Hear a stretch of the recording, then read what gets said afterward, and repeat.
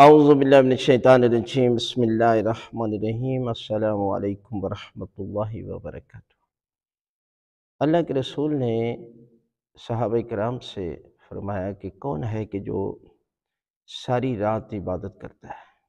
کون ہے کہ جو سونے سے پہلے پہلے قرآن مجید ختم کر کے سوتا ہے؟ کون ہے کہ جو پورا سال روزے میں ہوتا ہے؟ کون ہے کہ جو حج اور عمرہ کر کے سوتا ہے؟ کوئی شخص نہیں کھڑا ہوا۔ حضرت سلیمان فارسی نے عرض کی، یا رسول اللہ، میں یہ کام کر کے سوتا ہوں۔ صحابہ کرام نے عرض کی، یا رسول اللہ، ہم نے دیکھا ہے کہ یہ تو کبھی جو ہے وہ روزے میں نہیں ہوتا، ساری رات جو ہے وہ سویا بھی رہتا ہے، کہہ رہا ہے کہ میں ساری رات عبادت کرتا ہوں۔ تو اللہ کے رسول نے فرمایا کہ السلیمان من اہل البیت، سلیمان اہل بیت سے ہے، لہذا حضرت سلیمان فارسی خود بتائیں۔ انہوں نے عرض کی، یا رسول اللہ، میں نے آپ کی زبان سے یہ سنا ہے، آپ سچے رسول ہیں، آپ اللہ کی وحی کے بغیر بولتے نہیں ہیں۔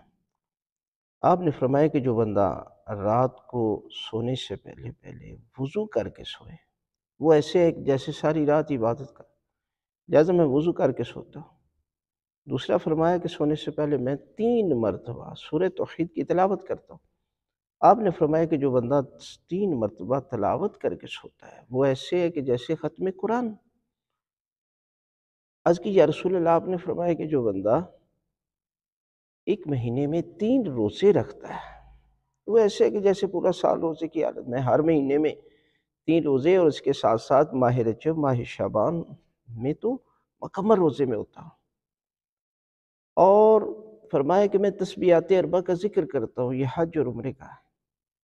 اللہ کے رسول نے فرمایا، سلیمان تو نے سچ کہا ہے، اگر کوئی مومن یہ کام کرتا ہے تو پروردگار اسے اتنا اجر و ثواب عطا کرتا ہے۔ لہٰذا آپ کسی بھی مشکل کے لیے، ناممکن سے ناممکن کام کے لیے 3 مرتبہ سورہ توحید کی تلاوت کر کے ہدیہ کریں۔ وقت کے امام حضرت امام مہدی آخر الزمان علیہ السلام، جب آپ کسی کو گفٹ دیتے ہیں، تحفہ دیتے ہیں، تو یقیناً جس کو دیا جاتا ہے وہ بھی آپ کو تلاش کرتا ہے۔ اس لیے اگر آپ وقت کے امام کو تحفہ بیچتے ہیں تو وقت کا امام بھی آپ کو تلاش کرے گا اور آپ کی مشکل کو حل کرے گا۔